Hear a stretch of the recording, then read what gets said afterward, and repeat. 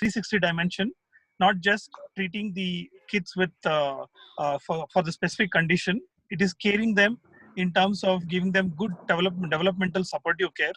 So, and plus pain management. Basically, we are looking at quality of neonatal care is what we are looking at. So on this background, today we have Dr. SRIDEVI. She is a consultant neonatologist practicing at Manipal Northside Hospital. She's a chief consultant neonatologist over there. We would like to welcome you, Dr. SRIDEVI. And followed by her, we have Dr. Geetika. She's an occupational, well-renowned occupational therapist and neonatal therapist. She will be talking on developmental supportive care within the NICU as a perspective of neonatal therapist, followed by Dr. Shirisha. She is a developmental supportive care nurse, and she'll be telling us all the tips, tricks regarding the routine care which needs to be done, which will help in promoting the development of the newborn babies. So I request our president, Dr. Kotreshi sir, to quickly address and welcome and then start the session, and request Dr. Dinakar sir also to start the session. I mean, to address and start the session. Over to you, Kotreshi sir. Hello. Good evening to all. When the things went right way, when we could not start the CMEs and with participation, this corona helped us in this advantage. When we have planned, myself and Dinakar and our secretary Prashant sat down and discussed regarding the webinar series. It is wonderfully going well with the participant support. On behalf of KNF, I request all the participants and as well welcome for the chief guest today for participation and activity of KNF Karnataka.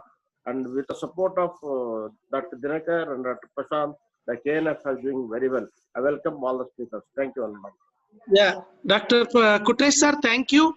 With the help of all the joint secretaries and our EB members, especially all the well-wishers, they are telling all their postgraduates, especially our joint secretary, Dr. Sidhu Charki, Leslie Lewis, and at the same time, Raghavendra, Sohail Ambi, and Kumar Sir. So because of all their help, we are able to reach every time more than 250. Already before starting only 230 people are there. And one more thing, SRIDEVI is a very good doctor. She has passed out from St. John's and she has done a DM. She is going to do about neonatal analgesia. At the same time, Geetika SOOD is neonatal occupational therapist. She has got trained in America. She is doing only NICU things. Very good. And Shirisha, she is working in Vaidehi Hospital. She has done MSc nursing as well as special interest. MSc nursing in pediatrics, special interest in the neonatal. She is going to tell about how to do the developmental supportive care in the NICU, even in the periphery and rural and even very constrained areas. At the same time, Dr. Prashant, see, Tuesday we are having one more talk. It is very, very renowned. Two speakers are going to talk. Number one speaker, the first speaker is Rahul Anand Yadav. Rahul Anand Yadav, he is going to talk about neonatal screening in the rural, in the urban, semi-urban, in constrained areas, what better we can do. Dr. Rahul Anand Yadav, he is from Chennai. The second person, our great friend, very nice, Dr. Nilesh Rao. He is going to talk about IEM simplified approach in a neonate. Instead of remembering all the algorithms, simplified approach, how to do it, all those things. Over to Dr. SRIDEVI. And one more thing, SRIDEVI, one. Yes. See, our Dr. Raj, he has today requested everybody to log in. Almost today he requested more than 3,000 people. That is the reason before starting. So almost we got around 235 people are there on the line. So thank you, Mr. Raj. So over to SRIDEVI. Yes, sir. Good evening, everyone. Sir, am I audible? Am I? Yeah, you are audible. Please go ahead. Audible, sir? Yeah. Good evening. First of all, I would like to thank NNF Karnataka, Dinakar sir, Prashant Gowda sir, and Kotresh sir to be a part of this webinar. My topic for today's webinar is neonatal analgesia. So it's very much challenging for us, the healthcare worker, to identify the signs of pain, because only one reason that we are taking care of small babies is that they are unable to communicate. So it's our it's our responsibility that these babies get good care without much pain in their life. So before starting, I would like to introduce certain terminologies which I talk frequent about this in this webinar. First of all, what is pain? It's an unpleasant somatic or visceral sensation that is associated with actual or potential tissue damage. And what is stress? Stress is a disturbance of dynamic equilibrium between an infant and environment. What is analgesia? Analgesia, it's a absence or reduction of pain in the presence of stimuli that would normally be painful. And pain control is the reduction in the intensity, frequency, and or duration of. So there are many misconceptions involved with the pain in newborn. What people think is that the pain pathways in neonates are unmyelinated or otherwise immature and cannot transmit painful stimuli to the brain. But the truth is, the unmyelinated fibers, the C fibers, are actually not carrying the pain in neonatal nervous system. It's actually alpha and beta fibers which carry pain to the brain. And the second myth is that there is no alternative for verbal self-report. Yes, that is the truth. But thing is, they express pain in form of behavioral response and physiological response, which I'll be talking a little bit later. And the third point is pain perception is located only in cortex and thalamocortical connections that has to be well developed in order to allow pain perception. The truth is, even though they are not myelinated, still they are able to transmit the pain sensation. So nociception in infant is, controversial. It in particular, I have gone through pain. After talking so much about misconception, the answer is yes. They feel pain, and they remember pain. So when we look at the development nociceptive pathway, the cells in the sensory neurons, it appears as early as 6 weeks, and then the at around 20 weeks, we find that the sensory neurons, they go peripherally to reach the skin. That means the in 30 weeks, we see that there is organized structure of the formation and also appearance of neurotransmitter vesicles. And by 24 weeks, see there will be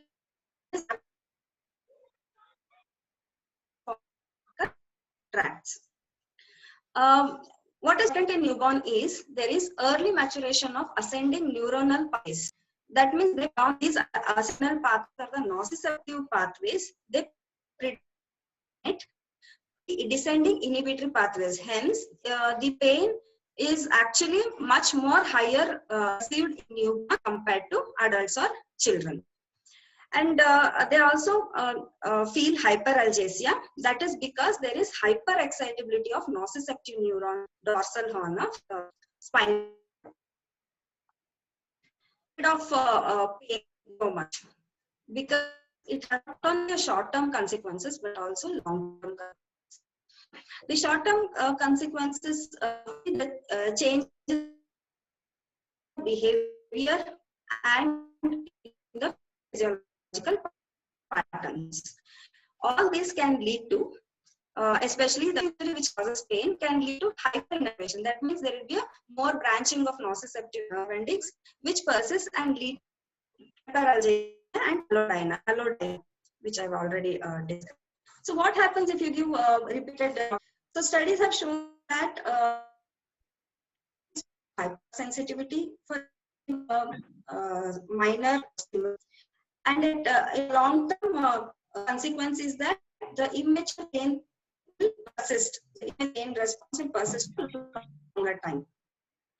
And there is a greater exposure to stress and pain, especially in our NICU where studies have shown that the brain grows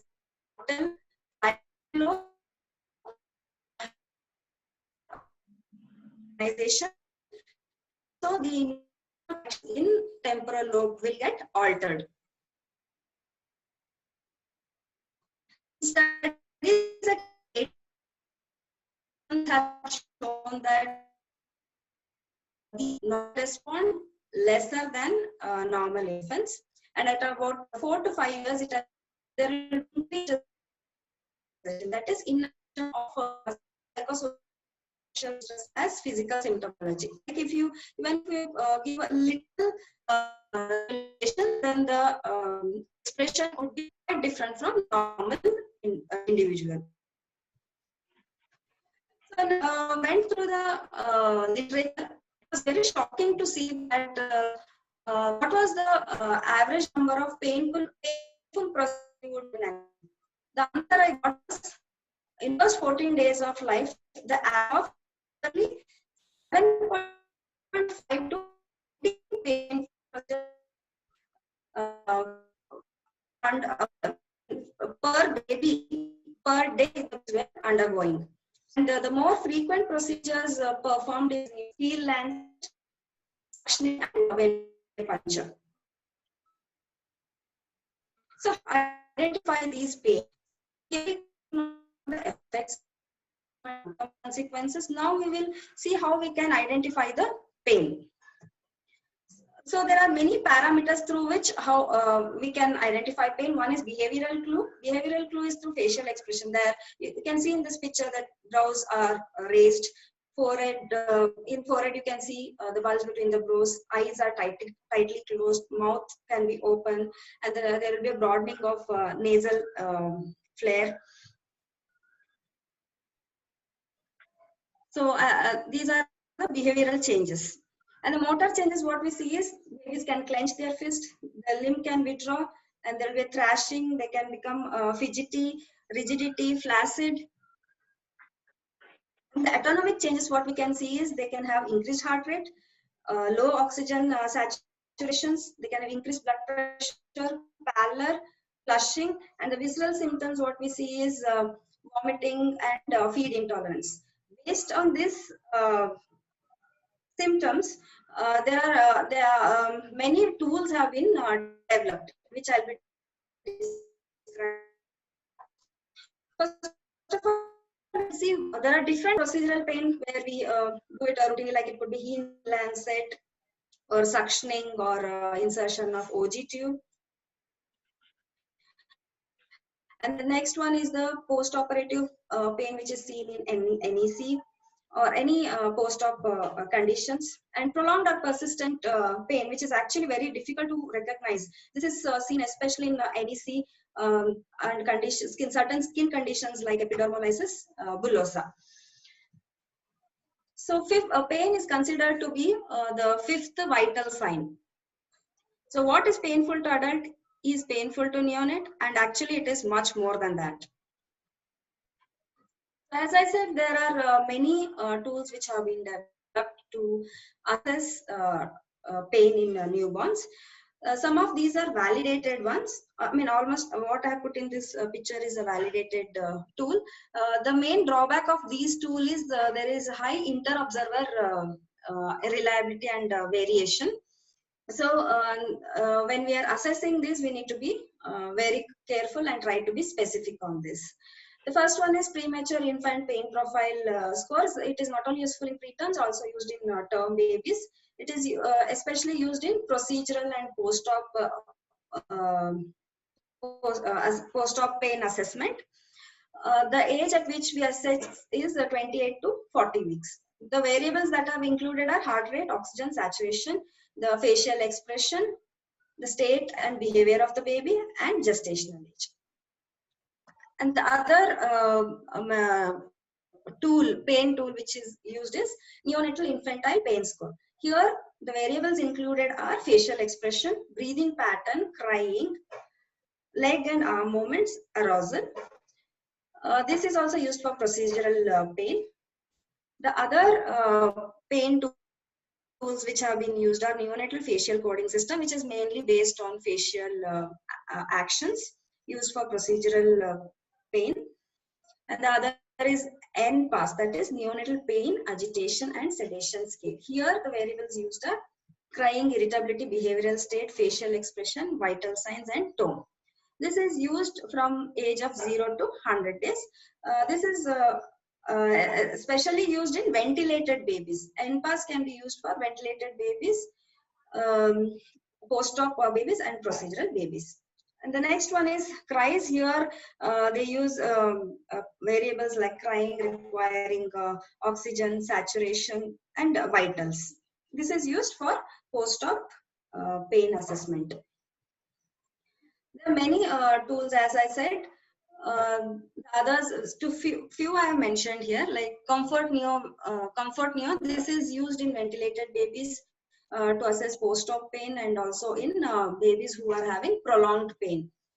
Here mainly they use the behavioral assessment, facial expression, quality of sleep, and the tone of the baby.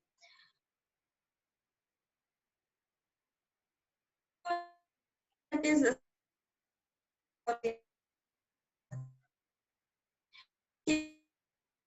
scale is the scale of behavior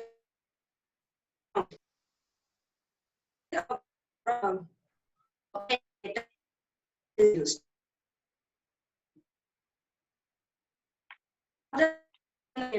Pain scale for neonates, FANS, faceless acute neonatal pain scale, MAPS, multi-dimensional assessment of pain scale. So as I already described, that is PIPP, which is being used for term and preterm. The score given is 0, 1, 2, 3 based upon gestational age, state of behavior, heart rate, saturation, blow bulge, eye squeeze, and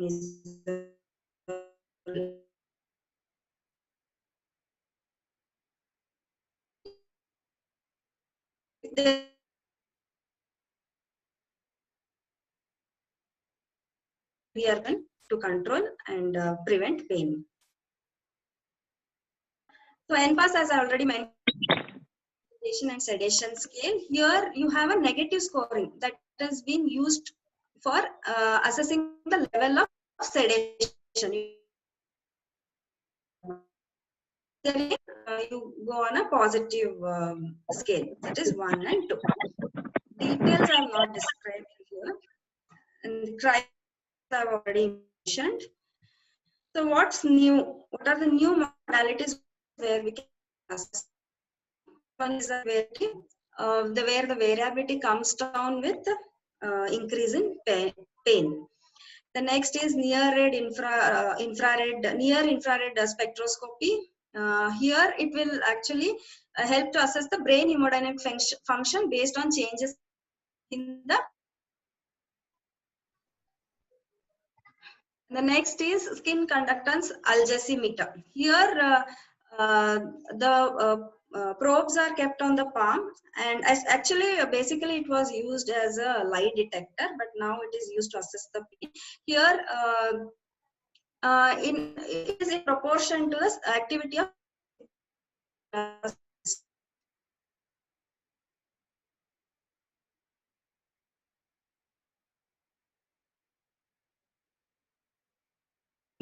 and so from that we can assess the intensity of pain. The other markers for stress like salivary cortisol levels and oxidative stress like uric acid and melanaldehyde levels are used to know the level of stress in babies, but these are basically for research purposes. There are multimodal pain assessment tools, for example, EEG, NIRS, ENMG, video, autonomic assessments, heart rate.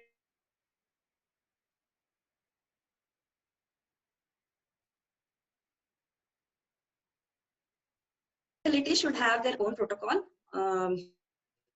to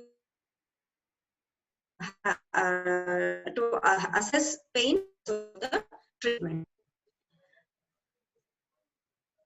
So what we do is the approach would be we have to assess the pain every baby routinely. Try to reduce on painful procedures, and we have to use anesthesia for all anticipated painful procedures, and also we have to treat post-op pain, and we should have a protocol for it. And monitor these patients, patient response to, and once when we start analgesics, we need to monitor their response using validated tool, and provide additional analgesia if at all required, if the score goes on pain tool. There are certain general measures that we have to take in reducing pain. First of all, we have to reduce the number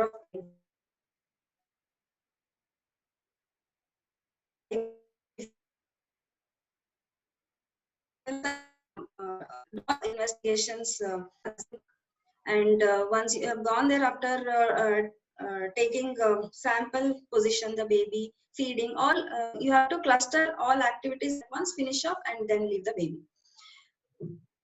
Try to reduce routine tests, and do not do unnecessary procedures like routine endotracheal suctioning, which is not necessary, should not. And do procedures when baby is awake. Don't disturb the sleep when, do procedures when baby is sleeping. Once the procedure is over, don't plan for another procedure for at least 2 hours. Leave a gap of 2 hours. Minimize the number of attempts per procedure, and use always lancet, not needle, and use smallest possible gauge needle.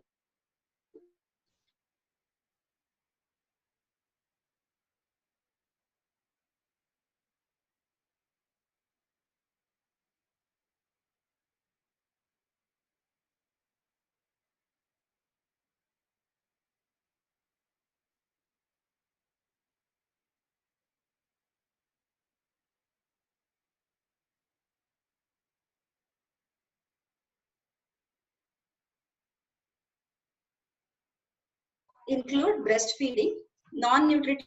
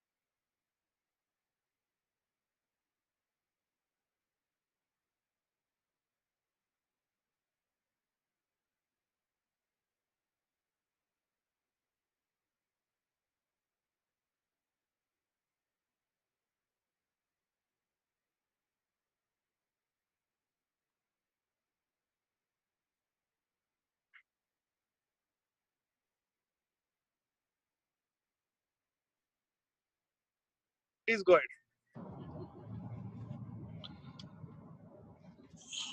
Hello. Singh. Yes, sir. ಇದು ಅವ್ರದ್ದು audio clear ಬರ್ತಲ್ಲ ಕಣ doctor Sridevi audio is not coming clear. ಇಲ್ಲ ಅವ್ರದ್ದು ಇದು stuck ಆಗ್ಬಿಟ್ಟಿದೆ. ಯಾರ್ದು ಹೇಳಿ? Speak in English. Yeah, Dr. Sridevi's thing has cut now. The presentation is not happening. Huh? Not happening, sir. You do one thing, please, Dr. Geetika, till Dr. Sridevi comes back, please start the session because our audio is breaking. We are unable to hear anything from her presentation. Dr. Geetika, please start the presentation. Please start your presentation. We will continue Dr. Sridevi's thing. We will try to solve from background and then we will continue. Okay. Okay, Dr. Geetika, please start the. Yeah, and try to speak as loud as possible I'll try, with a sir. moderate speed. Yeah, yeah, Okay. yeah, Am I audible yeah. now? Please, yeah. Speak little louder, ma. Speak little louder. Okay. Yeah, Okay. we will So, start Dr. Sridevi's presentation later after correcting the IT issues. okay. Over to Dr. Geetika. Thank you, Dr. Geetika. Yeah. Okay. So my slide is visible to all? Yeah, it's visible to all. I Okay. request you to kindly give a brief introduction about your training and everything, and then start the presentation. Okay, sure. So I am basically an occupational therapist and have an experience of around 21 years in this line. Have been working with pediatric population all through for last 15, 20 years. Now for this neonatal therapy, we need to undergo a lot of training. Some 3,500 hours of exposure in NICU is required as an on practical basis. Plus, besides that, we have to have some 80 hours of mentoring, which also was done with me from US. And then I had given an exam, which is NT-NCB, Neonatal Therapy National Certification Board is running that exam, which certifies us for Certified Neonatal Therapy, CNT. So with that background and a lot of dedication for the Nicu babies, which I feel that they require to have that quality of life, which if not given in future causes a lot of developmental delays in them. So let me just take you through this whole thing, a brief idea, a quick review of what developmentally supportive care is all about. Our target population is not small. It is basically 20% of the NICU babies, which we are looking at. Now, these babies are not less but 7 lakh born in India per annum who actually need our services. And alarming facts are, by all these studies, you can see that only 9% come to the early intervention centers by the age of 9 months. So we already lose those 9 months where we can do a lot of stuff and help the babies to grow a normal life. And only 12% is received by the age of 2 years. You can well imagine what is the delay in the whole process. So what do? We all know third trimester is very crucial, very important, which a preterm baby is always missing on. All the synapse formation, the complexity of the brain happens in that time only. And we also know that the molecular mechanism is activity based, but the axonal sprouting, the synapse formation, the neuronal migration, everything is activity dependent. That means the environment that a baby is in after birth is going to have a lot of impact on his growth and development in the long term. So what are the choices that we have? One, we can minimize the stress that he's having within the NICU. And two, we can screen the babies at the earliest so that we can actually provide them the best of the environment possible. How do we do that? I'll just take you through a couple of tests. That is, one is GMA and one is NNS. GMA is a very strong and a very highly predictive tool, which can actually show the movements in a baby at the age of 9 weeks post-menstrual age. So you can actually make out if a baby is just a little away from normal, that is, he's showing a poor repertoire, or if the baby is having cramped synchronized motions, these would be actually converted and seen in future as showing their impact on the movements which the baby has when the baby grows up. Now, if we see the predictability of this test has 98% of sensitivity. And the good point is that we can apply this to a preterm baby as young as 20 weeks, as young as 23 weeks, and all. So we need not wait for anything. Even our neurological examinations, our MRIs are not that sensitive for the developmental delay in future. NNS, another non-invasive assessment tool, which is again having a lot of good predictive value. And this test can actually identify the infants at high risk for developing later issues in development. This is the profiles which were actually studied on NNS. And if you see the profile 5, which is represented by a black line, is not less. It is 5% of the babies who actually, if scoring poor on NNS, are going to show similar poor scores on the developmental scales in future. When these babies were assessed on Bailey scale, which is a very well-known scale, they were found to be having a lot of child behavioral issues. They were having school readiness problems. They were having communicative problems, and their scores were again lower on the scale. So that means even if we don't do the test, by and large, all these babies in the preterm stage who are showing poor orientation, poor tolerance, poor self-regulation, a lot of stress, hypertonicity, or excitability in our NICU are going to show many other kinds of developmental issues in future, like hyperactivity, autism, learning disability, sensory processing deficits, and so on. So what is the referral criteria? Very simple. All high-risk infants need to be given developmentally supportive care. All NICU 2 babies and 3. All those who are not yet on DBS. Those born less than 2,000 grams. Those born less than 37 weeks of gestational age. IUGR. Those whose mothers have the age above 40 years. IVF babies, babies undergoing fetal distress, forceps disability, meconium stains, and these are all the criteria which are given by AAP.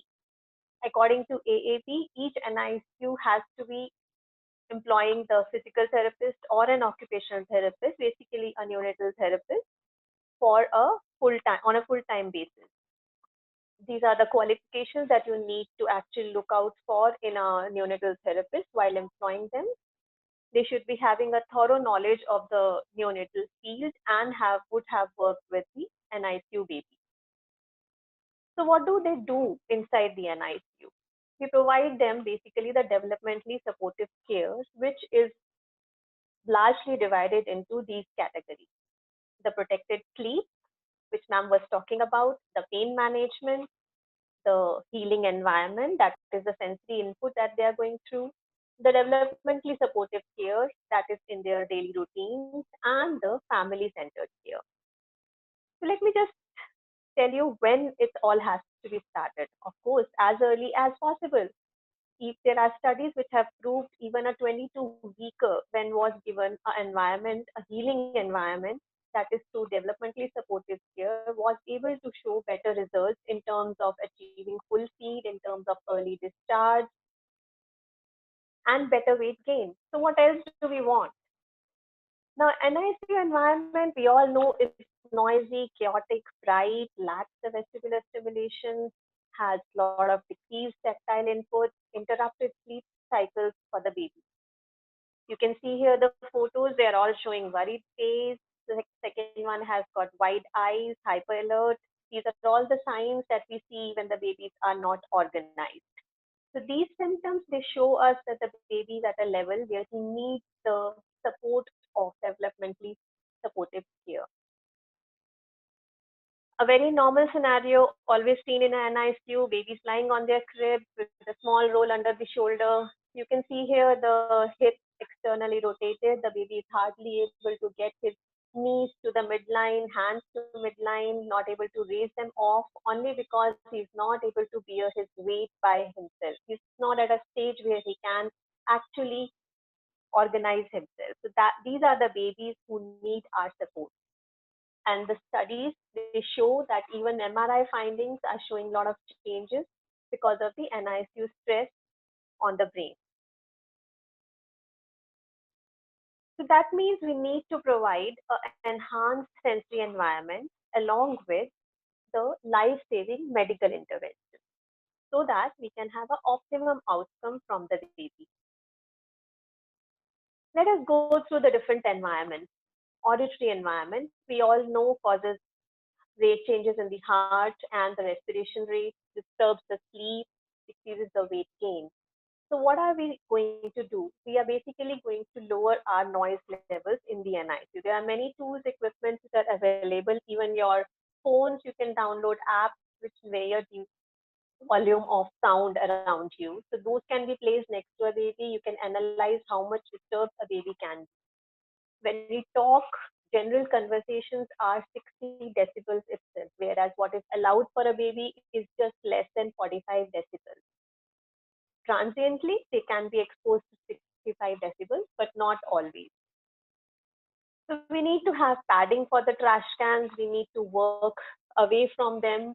The high volume areas, the high traffic areas, they all have to be away from, especially the sensitive baby, especially the extremely preterm baby. What about the olfactory environment? What do we do generally when we enter an NICU? We rub our hands with a nice hand sanitizer and we just touch the baby. Have you ever smelled your hands after you have sanitized them? They have a very strong smell. Now that smell is obviously going to disturb the baby and obviously going to disrupt his organized state, if at all. So what we have to do? We actually have to encourage the mother's smell around the baby. So a mother's smell, very easy way, you just have to use sterile breast pad.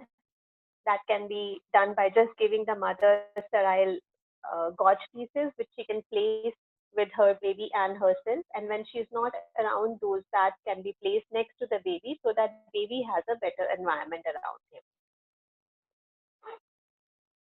Visual environment. Another very important thing, we all know the pupillary reaction is not developed till 32 weeks of postmenstrual age. So a baby, when exposed to normal light, a light which is normal for us in NICU, is very high and too much for a baby. That is why when we see NICU baby, they're always with their eyes closed. So what are we going to do with them? How can we actually avoid the sleep deprivation? Not so difficult. One, we have to avoid direct lighting on them. Second, we have to provide them time where they actually have dim lighting around them, which is less than 10 lux, and they can open their eyes and actually exercise the visual exploration.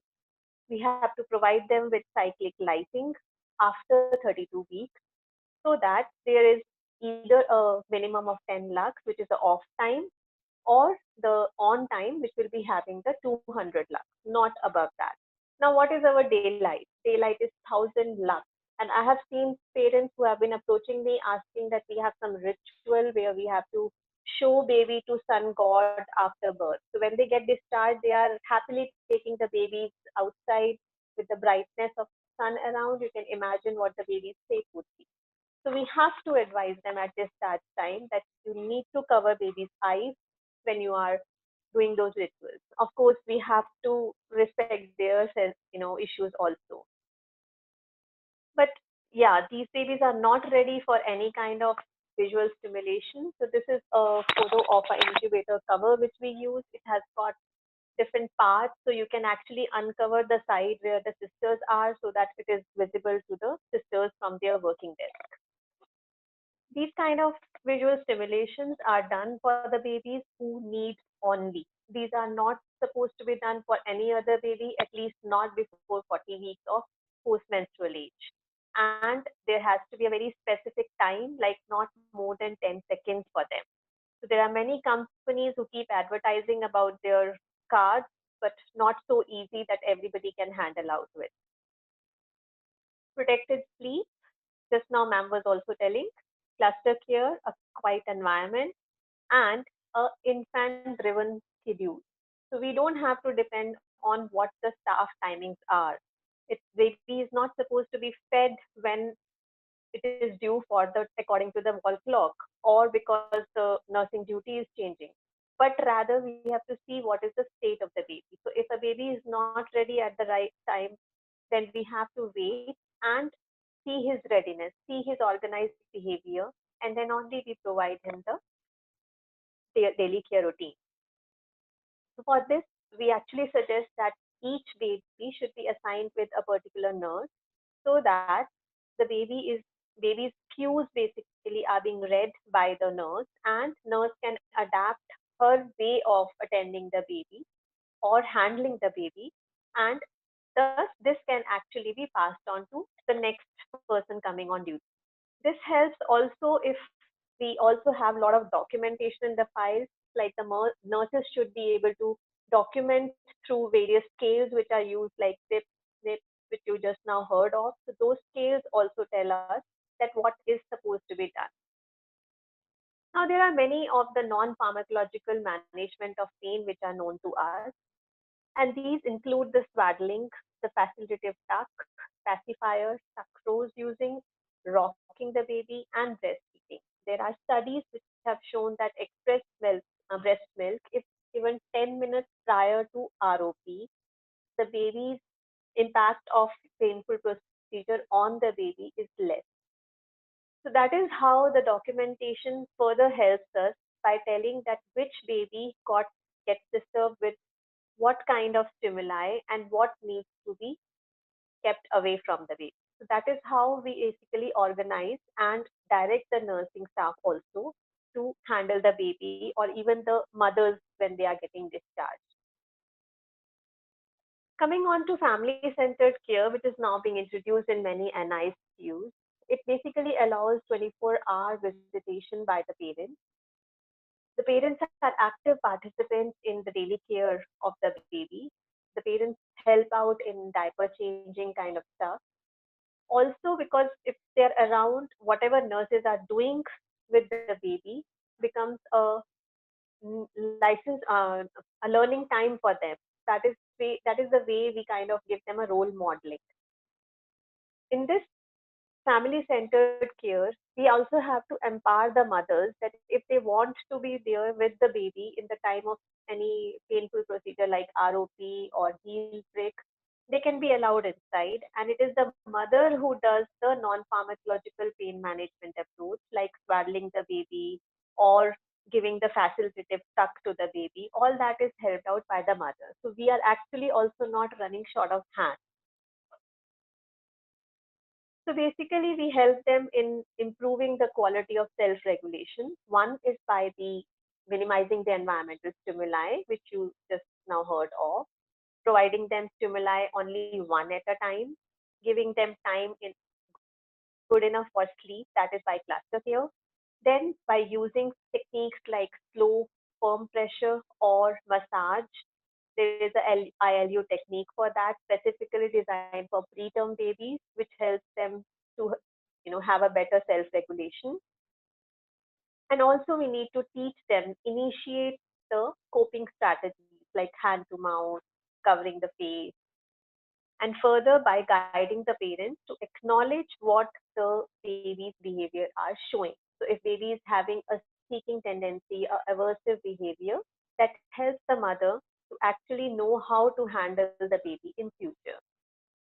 Now, there are many studies like P-Care research, which was done by Melogram et al., and they have showed that this healing environment have been proved to be very effective in the NICU. There are many programs which are run, like CAP, Family Centered Care, SENSE program. These programs provide us a lot of baseline things so that we can do the developmentally supportive care inside the NICU. This is a review of studies which was done for the studies which had used a lot of sensory interventions. And if you can see here, the green ones are the thing which is showing that there has been a lot of positive outcome in the babies. And this, if you see, is starting at the age of 23 weeks, 24 weeks, 27 weeks. So that is how the strength of healing environment is. So we see that these babies do show a lot of positive outcomes after using the developmentally supportive care program. Positioning, a very important part of DSC. We all know it provides the sense of security, it promotes the physiological reflection, it promotes the neurological behavioral organization, it also promotes the symmetry and provides the baby with variety of postures. What can you say about these? They are all having boundaries, they are all having nesting, but the first one is having a W position, the second one is having M position of the leg, and the third one, the boundaries are too small.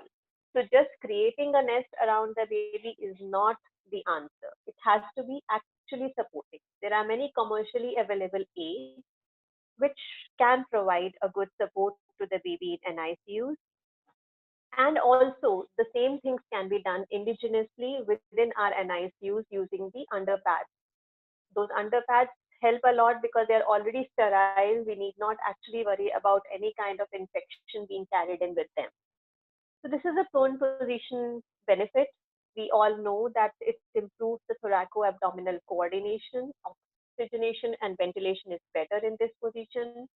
The baby experiences better quality of sleep, but we have to be very cautious while giving this position because this encourages froggy leg. Retracted shoulders, baby is not able to move to either side if we just put the baby on tummy. What do? We use a simple prone roll. Now this prone roll, if you see here, is providing the baby enough space to move his hands. The baby can move the hands to the mouth. Baby can actually use his legs, move them, stretch them out, take them close to the tummy, etc. And if you see here, the nesting is also high enough so that the baby is not actually going beyond that. Sideline position. Again, a position of choice where it is opisthotonous posture. It also facilitates the midline orientation. This is the position which is highly recommended for diaper changing because in supine position, when you raise up the legs to change the diaper, you're actually going to increase the pressure on the thorax. So your ventilation of the lungs is going to surely go down. It also decreases the extensor effect of the gravity. What we have to make sure is that the head doesn't go in flexion. So we need to maintain the head in 0 to 15 degrees maximum. Supine position. This is a position of choice when the baby has undergone some kind of abdominal defect repairing, or there is, a lot of monitoring required. When the baby has got oxygen hood, then no other position is possible. But this position obviously increases the arousal, the breathing is harder, the digestion is affected, the baby has lesser self-regulation, is more exposed to light, and his physiological flexion is affected. There are a lot of random movements. So how do we help such babies? Though they need to be in supine position, we use the roll. Instead of the legs going out, we basically provide a good nesting and insert the rolls at the places as per the baby's need. So that is all individualized care for that particular baby. So all this therapeutically individualized positioning protocol is also documented using the scales so that this helps the change of nurses, like when one nurse is leaving and the another one is taking over, he knows which position is basically going to be comfortable for the baby. So when we do a 2-hourly change in the position in the NICU, they document it so that we are able to make out whether the positioning is helpful for the baby in aiding in sleep, in self-organization, in weight gain, in reducing the energy expenditure. Moving on to feeding, another important and most important because this is going to help in the weight gain. But this is not supposed to be a volume-driven feeding model. As per DST, the feeding has to be cue-based from baby's side. So depending on the readiness of the baby, if the baby is ready. Secondly, depending on the ability of the baby to suck, swallow, and breathe, we choose the nipples according to the baby. Or if we are not using a bottle, we choose the Palada's flow. So Palada flow basically is directed as per the baby's level. Now in NICUs, mostly cabbage feeds, the nasogastric tube feeds or the oral tube feeds are basically done without any NNS. What are we doing? We are just feeding baby's tummy directly without baby getting any kind of sensory feedback from his oral musculature to the esophagus. And he obviously doesn't learn to have that suck swallow coordination. What do we do for that? Simple NNS technique being used along with the gap stage feed helps a lot in such cases. And we have seen that those babies get a lot of benefit with this because they achieve the full feed earlier than the other babies. These are some of the adaptive feeding devices which are being used. You see here, the first one is a supplementary nursing system. In this system, we basically provide baby with the milk in case mother is not able to produce enough. This is the biggest problem with our NICU moms, that their production of milk is highly reduced because baby is not sucking onto them naturally. So hormonal changes do happen. But this supplementary nursing system helps them a lot. Sorry for the spellings. So there are tubes coming out of the bottle, and the tubes are basically attached to the nipple of mom. So, and when the baby is sucking, the baby will get enough of milk as per the required amount, and mother and baby will have a very normal experience. So we have seen, and my personal experience is also there, that many of the mothers after 15 days actually show an improvement in production in milk, and they're able to move from Palada feed back to DBS after discharge from NICU, which usually is difficult to happen with our NICU babies because they are the ones who don't start with DBF like a normally growing a full-term birth baby. They basically are given first the Palada and they are being instructed to transition themselves to DBF, which becomes very difficult at later stages. So these kind of supplementary nursing system does help, prove to be very helpful. Second one is a cleft lip feeder bottle, which is widely available. And if you see, it helps in controlling the amount of milk going into baby's mouth. So as per the ability of the baby, as per the mouth closure available with the baby, we direct the amount of flow of liquid for the baby. Many studies have given us flow rates from all the different kind of nipples available in the market. So accordingly, we can suggest which nipple would be suitable for what kind of baby. Oral stimulation like Boyron protocols are being used, but they are used after 32 weeks of gestational age. And they do prove helpful because they actually encourage the suctioning ability, they encourage the mouth closure around the bottle or the Palada, and thus baby is able to achieve the full feedings and self-feeding later. Kangaroo care, a very common thing which is used in every NICU. In this, we need to be very careful about how the baby is transferred. Generally, babies are lifted up from the crib, handed over to mothers, and baby does experience a lot of vestibular stimulation in this small, simple process. So what do we suggest? We basically suggest standing transfer. Mother has to lean onto the crib of the baby, attach herself to the baby, hold the baby tight to her chest wall, and go back down and slowly sit on the chair. So this helps to avoid the preemie flip, which otherwise has been seen through many studies that causes in later days gravitational insecurity. And we do receive a lot of cases in our therapy unit where we see that the babies have been experiencing the vestibular overstimulation and they are having guarded kind of feeling whenever they are being shifted from one hand to another. So basically, DSC is not just some do's and don'ts, it's a cultural shift entirely in how the baby is handled inside the NICU, not just by the staff members, but also by the parents. So while at discharge, DSC doesn't end. It basically continues back at home also. That is where our role is important for telling the mothers at discharge how to understand the cues, how to build up their confidence for handling the baby, how to avoid overstimulation that can happen in the home environment with a lot of noise at home from the kitchen, like cooker whistle or vessels cluttering around. That all has to be avoided.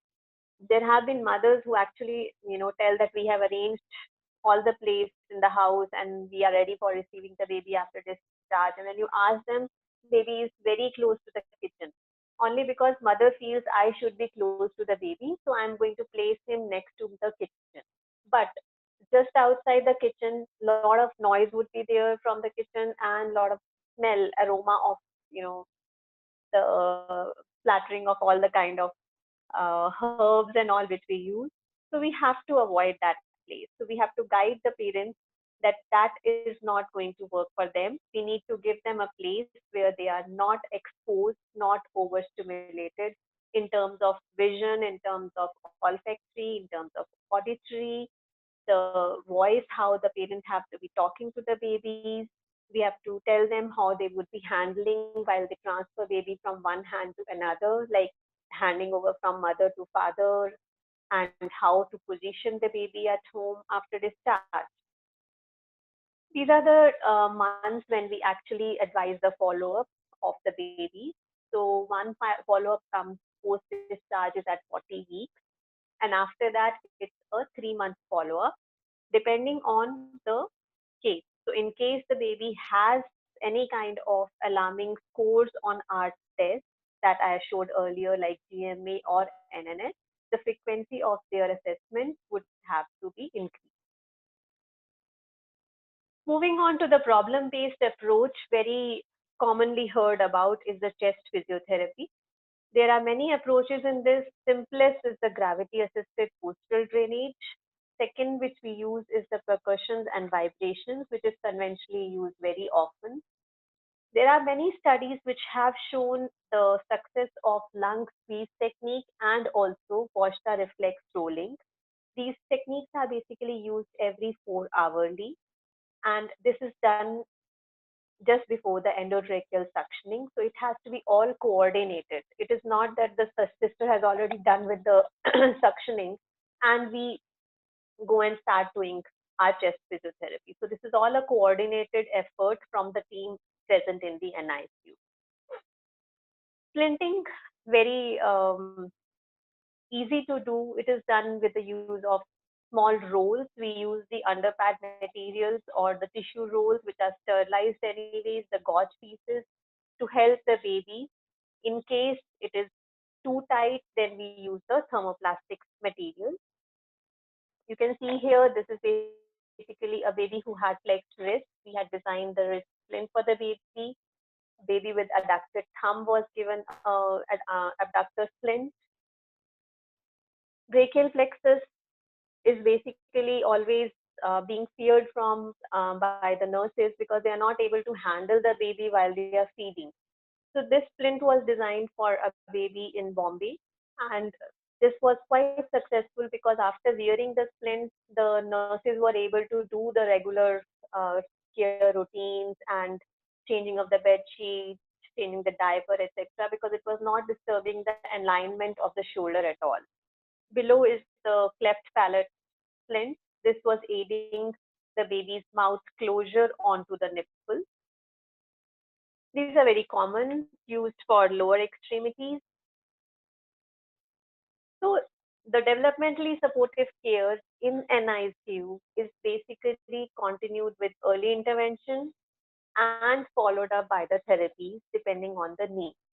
So if we are able to assess a child in NICU, we can actually know the right population and the right child who needs to have the follow-up for therapy. There's a lot of evidence which is available about the success of DSC. So we have, I guess, now a new perspective that DSC is a very simple thing, but a little individualized approach is required in this. And it also helps us because it gives you an opportunity to screen these babies at an early stage and thus avoid the developmental problems later. So being a preventive approach, the neonatal therapy or the individualized developmentally supportive care should not wait for a deformity or an alarming or a red flag to be there, but it should be just started by the second day of life. This is as per the AAP and all the tests which I have shown all are standardized. So thank you, everyone. Thank you, Dr. Geetika. Welcome, sir. Yeah. Yeah. It was wonderful presentation. I'm sure there will be a lot of questions which is popping already. About the newborn care, which will complete our care of neonate. So I request Sirisha to start the session. Please start sharing the screen and start the session. And in the end, Dr. SRIDEVI will start her session from the beginning. Over to you, Dr. Sirisha. Please introduce and then start the session. Thank you. Good evening, everyone. Yeah, good evening. Good evening. Talk loudly. Don't worry. Sirisha, lecturer in pediatric nursing, Vaidehi Institute of Nursing Sciences and Research Center. And I'm here to present the rest of the topic, developmental supportive care of neonates in NICU. First, I would like to start with to thank our Honorable Director, Mrs. Kalpaja, Vaidehi Group of Institutions, for making me a part of Vaidehi family. And secondly, I wanted to thank respected Principal, College of Nursing, Professor L.E. Madhumati, for the continuous encouragement and support. Thank you, ma'am. And for this today's webinar session, that is developmental supportive care for the neonates in NICU, I have few objectives.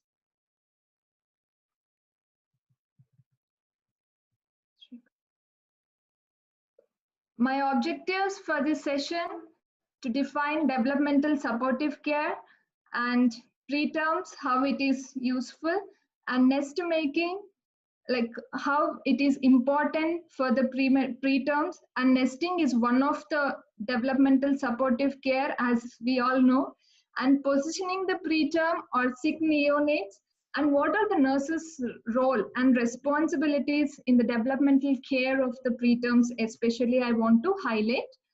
And going through to define developmental supportive care, supportive care is defined as a care of infants to support positive growth and development, like while allowing stabilization of physiologic and behavioral functioning, like according to the National Association of Neonatal Nurses 2000.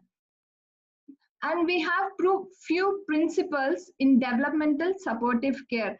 NICU design and environment, which is much covered by the Geetika ma'am, like how environment is very much important, like sound, noise, light, all those.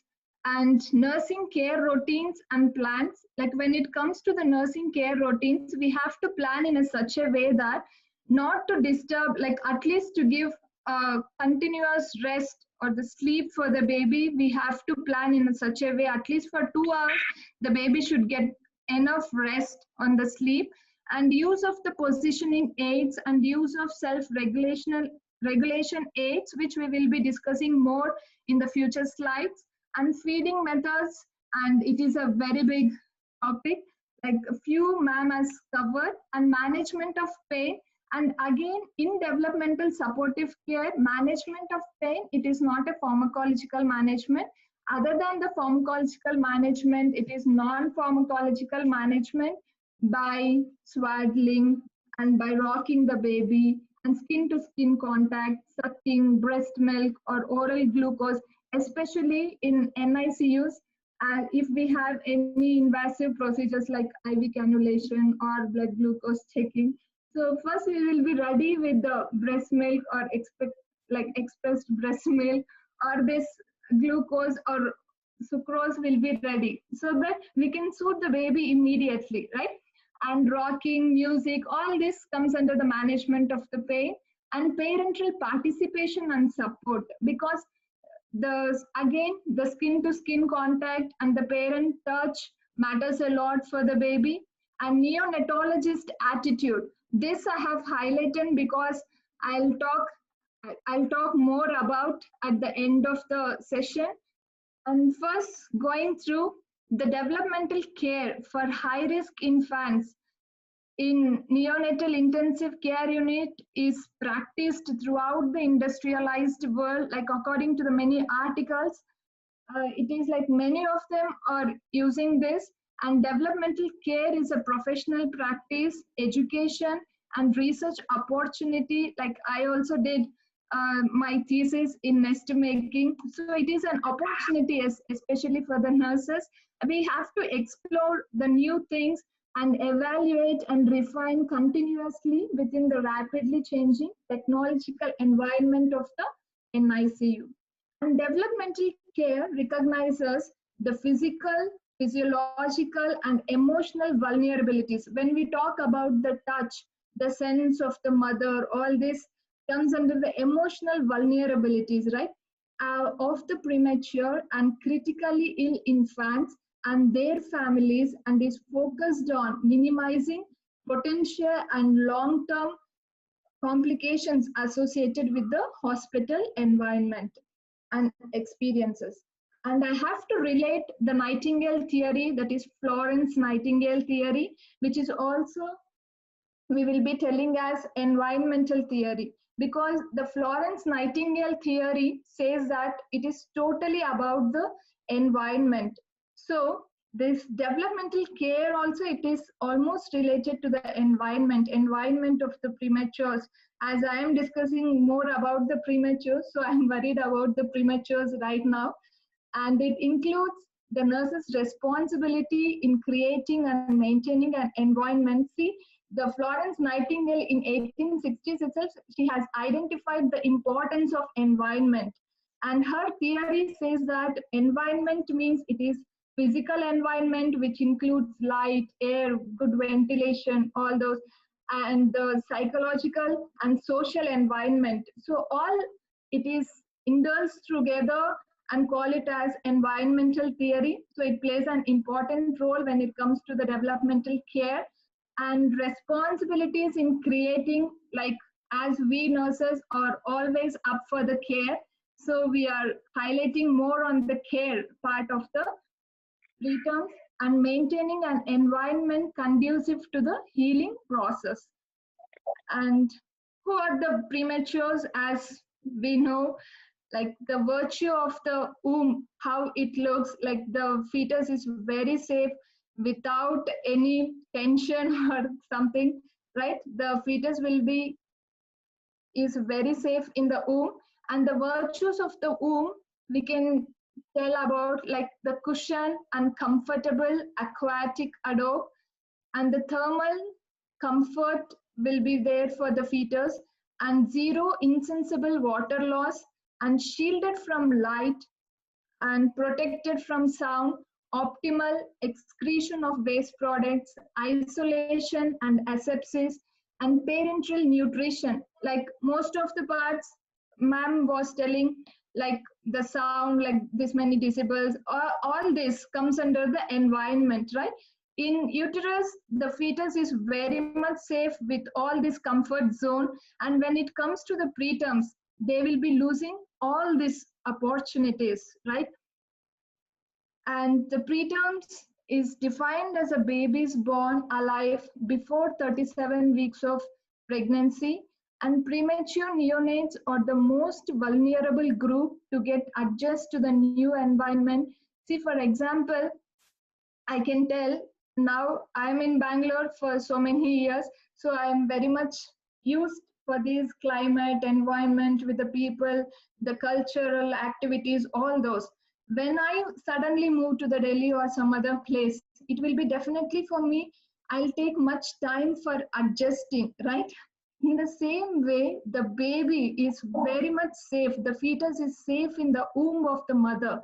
When suddenly the baby comes out to a new environment, definitely it takes time for the baby to adjust to the new environment. So we have to provide the support for the baby to be adjusted to the external environment. And as a result, I want to compare with the intrauterine environment and extrauterine environment.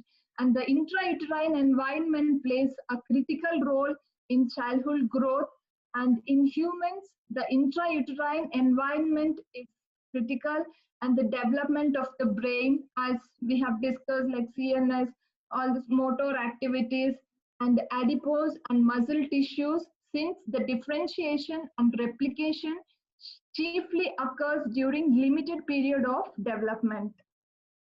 And extrauterine environment, it refers to the outside the uterus, and at the end of the pregnancy, the fetus must take the journey of childbirth to leave the reproductive mother, and upon its entry to the air-breathing world.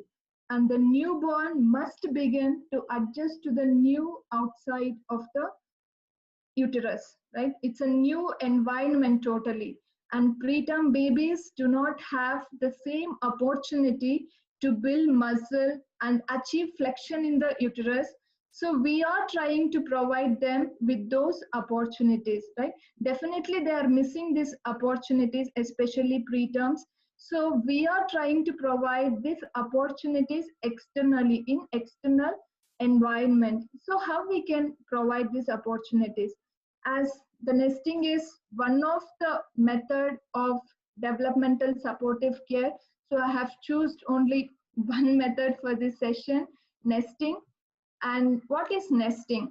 Like, it is one of the developmental care, like, which mimics the intrauterine environment, and it is effective, and especially for premature neonates in overall growth and development of the child. And nest, which would enable newborn to make movements similar to those made in the mother's womb.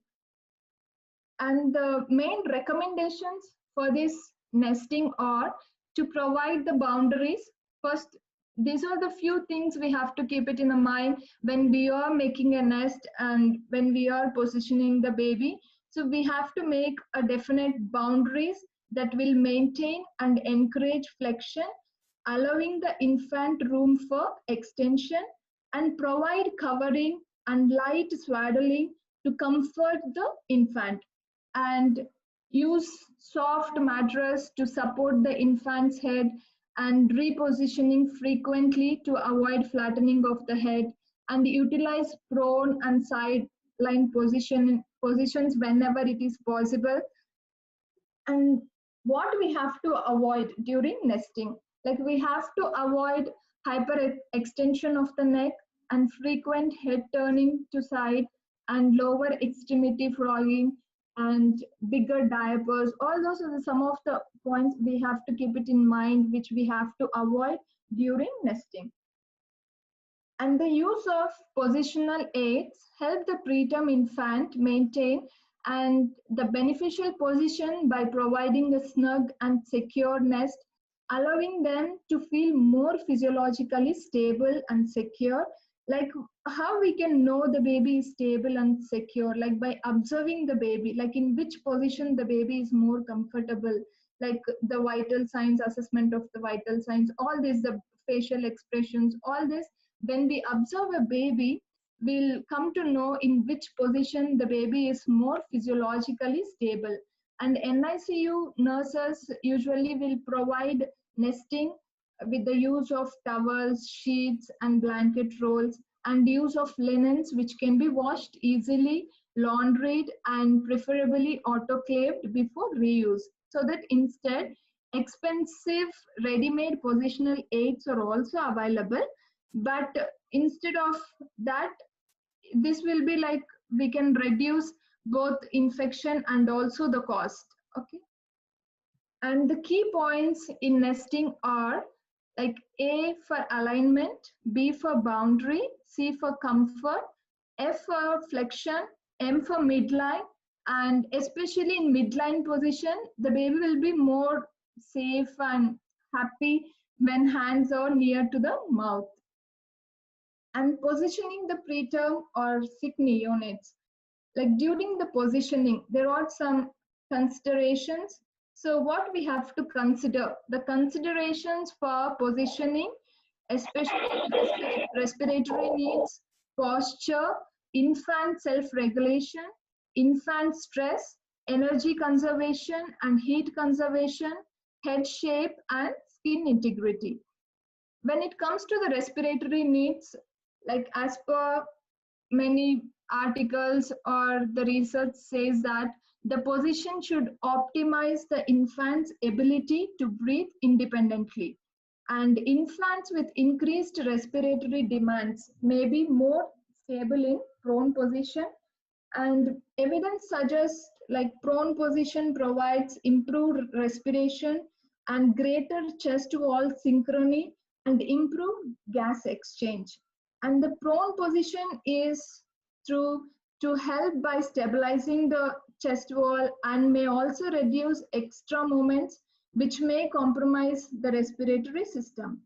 And the prone position may also reduce apnea in more mature infants, like in other than the prematures, in the term babies also there is a history of like there is reduced regular apneic episodes. And some infants may settle better in side lying where their limbs can be more flexed and limbs in a midline position. And being more settled may result in more stable respiratory status, like once the child is more stabilized, settled. So there will be a stability in respiratory status and ensures upper airway is not compromised. And we have to ensure that ETT is patent and CPAP works efficiently. And the posture, the preterm infants are hypotonic and floppy, less than 28 weeks, and they start to develop hypertonia after that with increased resistance around 30 weeks, and flexor strength develops first in the lower limbs and then progressively in the upper limbs, and extensor muscles are stronger than flexor muscles until they balance out around term corrected. And muscle imbalance and hypotonia makes it difficult for the preterm infant to bring in itself into the midline position and to settle in a comfortable position. And the use of high boundaries in nesting provides the baby containment and facilitates midline movements, like example hands to the face. And when positioning in prone and supine, we have to ensure that neck is not extreme rotation. And movements of preterm infants can be jerky and abrupt initially, and then the infant should be provided with some containment by nesting or wrapping to reduce the stress and fatigue and maintain a good sleep. So that with the nesting we can promote sleep also. And as preterm infants gets closer to term, their movements become smoother and more capable of bringing limbs into flexion, and the amount of support required may be reduced. And infant self-regulation. And the preterm infants, like ability to self-settle gradually, it improves, may needs to be like facilitated. And this can be facilitated by boundaries and positioning to minimize the effects of gravity, like especially in sideline position, we can minimize the gravity, and boundaries of nest needs to be high enough. That is very much important. We have to make sure that all the boundaries are high enough and contain the legs should be inside the nest and close enough that the baby can brace his feet against it. And observation of each baby will assist in understanding how much support each baby needs and his own ability to self-regulate and which position the baby is most settled in. And also this nesting helps to reduce the stress by the stress should be minimized by positioning the infant to maximize comfort and enable the infant to self-smooth, like example, like hands to midline and boundaries close enough for the infant to reach within the feet. And energy conservation and heat conservation, as we all know, like especially in preterms, like providing the warm environment and prevention of the loss of heat is very much important, right? So the positioning that the baby settles best in will it will reduce the energy consumption, and in prone position can also increase time asleep and decrease energy expenditure compared to the supine, and the surface area is greatest in supine, and therefore there will be a greater loss. And use of nesting with high boundaries can also help to reduce the heat loss. And the nesting and ambient heating can be adjusted to achieve both. There will be a comfort and also the warmth for the baby. And head shape, as especially for preterm infants, have very soft skull, and the time spent too long in one position. So always we will be like doing chatting also, saying that change of the position provided warmth, all this, right? So the positioning is important, change of the position is very much important. And like if the baby spends more time in the only one position, may result in narrowing of the head and asymmetry of the head shape. It is important to vary the head position both when prone or the baby is in sideline position or supine position. The change of the position is important. And education to parents, like we nurses have a key role of health education. So we have to take some of the responsibility in educating. So we will be the people, and the parents also will be more comfort to talking to the nurses.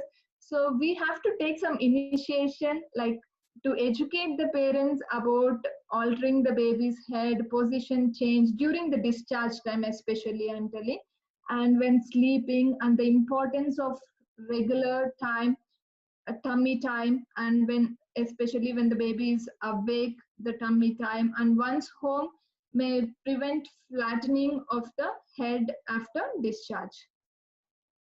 And next is the skin integrity. Obviously, the change of the positions, we can maintain a good skin integrity. And when coming to the nesting methods, like I have selected, like I want to show here for at least 3 methods which are very easy with minimal articles, which are not at all expensive, and anybody can do it. It takes only a minute time, especially for the especially for the nurses who are working in NICU. For them, time is very much important. They will be running out of the time by many procedures, responsibilities, all those care of the child, many will be there for them. So especially for the nurses, it takes a very minimal time to follow this, to do the nesting. So I have choose some of the simple methods. And when we are doing a nesting, the key features of the nesting are the boundaries should be high enough at the bottom that the feet are contained within the nest, and the boundary should be close enough to the infant to reach the end within the feet so he can brace against it, and it should facilitate the hands to midline and minimize shoulder retraction, and the baby should be visible and easily accessible for the care. Like every time, no need to remove this nesting, all those, and again providing the care and again wrapping up the baby. So it should not be like that. It should be easily accessible for the care so that we can save the time. And one of the method I want to explain, like nesting method, it is suitable for, this method is suitable for low birth weight infants and CPAP and ventilated infants. First, we have to take a blanket, which is shown in the picture. And after this, we have to fold one corner of the blanket, and we need to fold another blanket of the, another corner of the blanket like this, so that we will get a small rectangle shape. And if we want to use, we can use tape and we can attach this two ends. And the second blanket, take a second blanket and roll it fully like this, which is very easy. Fully we will be rolling like this, the second blanket. And on the first blanket, on the top of the first blanket, which we have rolled the second blanket fully, we will be just placing it so that we can give some boundary for the baby. And like this, we can place the baby so that down we have enough boundaries so that the bottom of the nest supports legs into flexion shape at front and the back of the infant to provide support. And the second method, which needs only one blanket, which is very simple method, it takes only 1 minute, like suitable for infants on CPAP and also in sidelining position. First, we have to take a single blanket, just make it as a small triangle, and we have to fold it. We have to continue folding and leave the remaining corner. Like after folding to an extent, we have to leave the remaining corner free. And whatever we have rolled here, we are up straightening here. Stand upright and shape ends.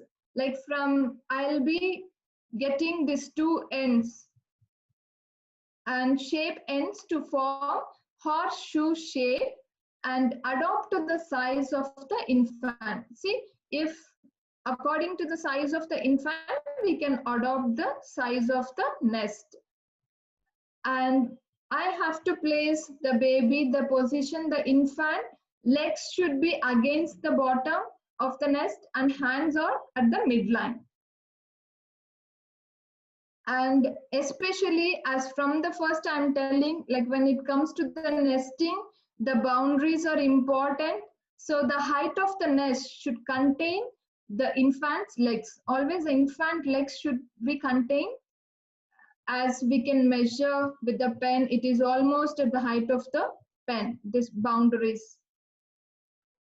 And the position, the infant to support legs into flexion and hands to the midline. See, so that the baby is very much comfortable in the nest, which is like exactly in the uterus, like with all the boundaries, comfort. If we want to use a wrap on it, we can cover the baby. If we don't want to cover the baby, we no need to cover the baby.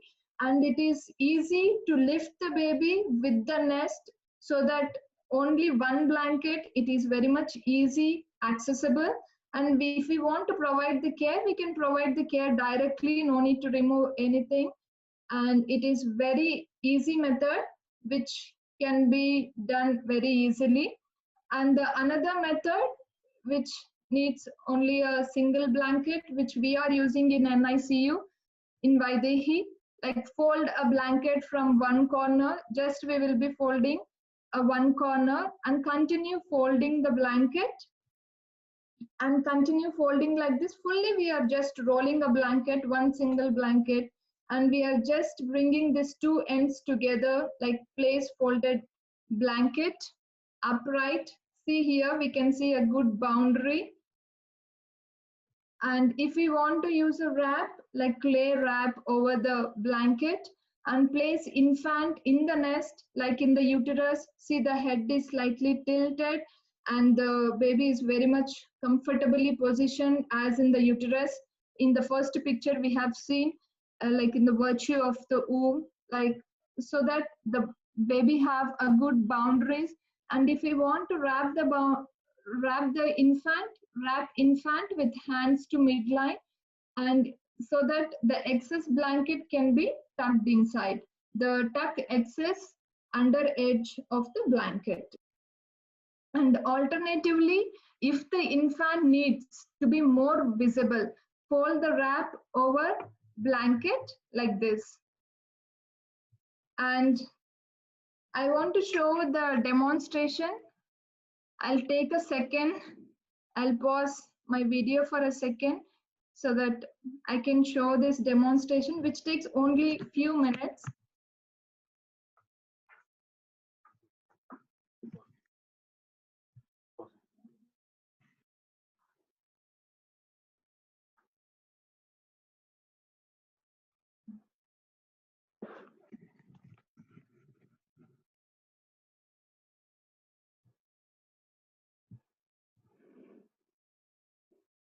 So you can see, I think this is one of the method which we can make the nest with a simple blanket. I'm trying my best to visualize more clearly. And this is one of the thing, like especially in low socioeconomic people, right? Who are poor, if they are not able to buy ready-made nesting things, also the nesting articles, it is okay. So at home also they can do, we can educate the parents during the discharge, and also we can adopt this in the NICUs. See, this is how the nesting, as I was not able to get a mannequin of premature, so but to just show the position, like I have a baby which is not a premature, which is a healthy baby. So I just want to show the positioning, like the head I'm placing it over here, and the baby's legs is within the nest, okay? And like in a uterus, like the baby's head is tilted down and the legs are inside the uterus. And this is not a premature thing, but I'm trying to show within the boundaries. See, you can see a good boundary over here, and the baby can be placed like this. See the boundary, and the height of the boundary, it is almost the pen size, which I didn't use much articles, just with a single normal towel I have made this. See, we can check the boundary also, the height is good enough. For this baby, if it is fitting, then definitely for prematures, we can get a very beautiful nest. And now I wanted to show like how we can make this as per in the demonstration. First, take a towel just like this, which will not even take a few seconds, I can tell. First, we have to fold one corner of the blanket and just I'm keep on rolling it to make a good boundary. To get a good height, I'm just rolling it, and I'm keep on rolling so that according to the size of the baby, we can make it. And whatever I have rolled it, I am keeping it up straight, okay? And then if I want to do still, I can do it still, and I got a good boundary like this, and I'm getting these two ends like this, so that it become a beautiful nest with a high enough of boundary. And we can always adjust this according to the size of the infant. And I can place the head over here like this, and so that the baby's feet will touch the boundaries, and the height of the nest is good enough. And this is about one of the method. And secondly, I wanted to show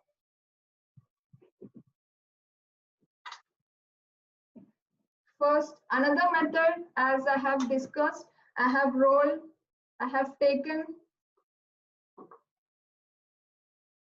a one towel which is regularly used, so that no need of any special equipment, and just roll at the corner and keep on rolling it, and I have rolled this, and I have a good boundary enough. Keep it up straight and take another blanket or towel or anything which is available, so that I'll fold one side of the blanket and another side like this, so that I got a triangle shape. If we want to tape, we can, by using the tape, we can join these two. If it is not necessary, no need of that. And I'll get this blanket to get a boundary on it, and just whatever we can adjust the size of the nest based on the infant size. Okay, always this legs will be down and the head is slightly down towards, like an uterus, the fetus is. So in the same way, I'm placing the premature like this. The boundaries are good enough. And if I want to wrap it, I can, by using the wrap, I can cover the baby if I want, or else if no need to cover, if we want to expose the baby, we can expose the baby. So this is a second method. And one more method which is very easy, like just whatever we have rolled this, we'll just bring to an end just to give a boundary, that's all. So by this, we can place the baby. According to the size of the infant, we can choose the blanket or towel, whichever is necessary. And especially in the low socioeconomic people, will be using, like they'll be using this some saris or some cotton material like that, whichever the leftover saris like that, right? So I have tried with that. So no need of any, this is a normal sari which I wanted to try, so that we can tell to the parents whenever you are placing a baby. So instead of just placing the baby like this, like just placing the baby like this and leaving the baby like this, instead of that, they can place a simple uterus or the simple boundary over the baby, so that the baby will feel more secure. So with the normal, if it is not like particularly they have to use this material only, or else particularly they have to purchase this, it's not like that.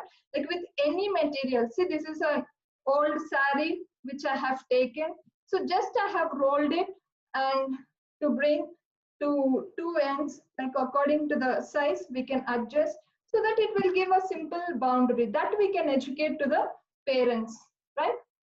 So this is about, I wanted to share my thoughts regarding the nest making methods, which is very easy and very cheap, I can tell.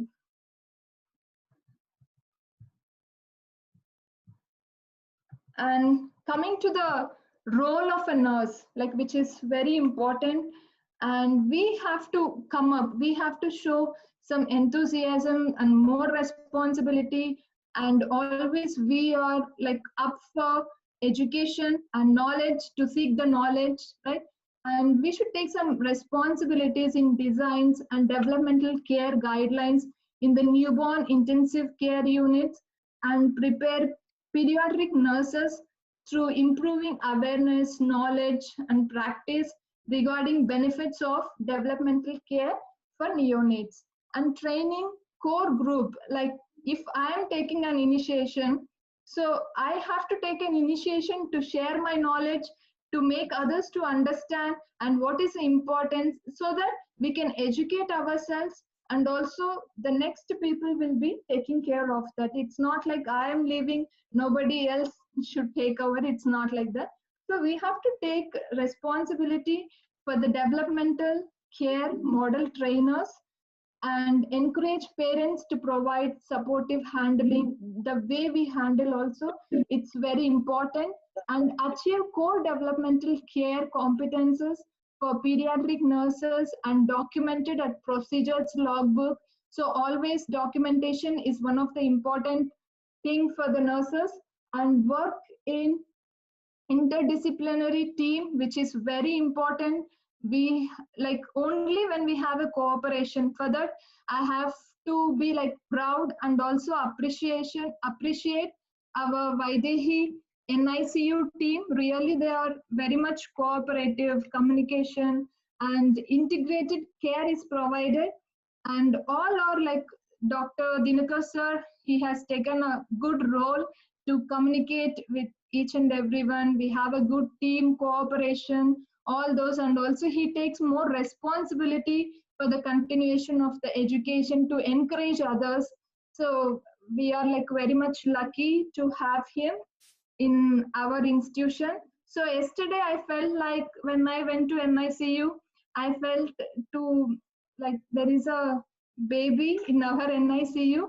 I have taken a video like it is a female live preterm 26 weeks baby of Herlin, and she was giving a KMC, a kangaroo mother care. So I felt like taking a video and sharing with you all, and sir is always up for all this. See how safe and secure and how happy the baby is during the kangaroo mother care. And the baby is 20 days old, 26 weeks of preterm with respiratory distress syndrome. The baby is opening eyes, seeing the mother.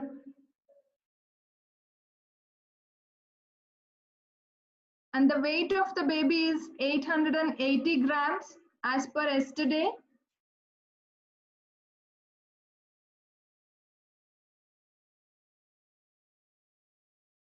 I just felt to share with you all that we are up for all this, like developmental supportive care, KMC, and we are following the nest making for the preterms, especially.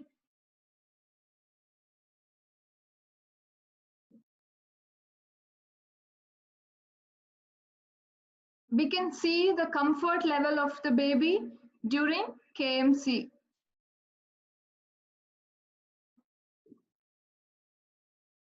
And at last,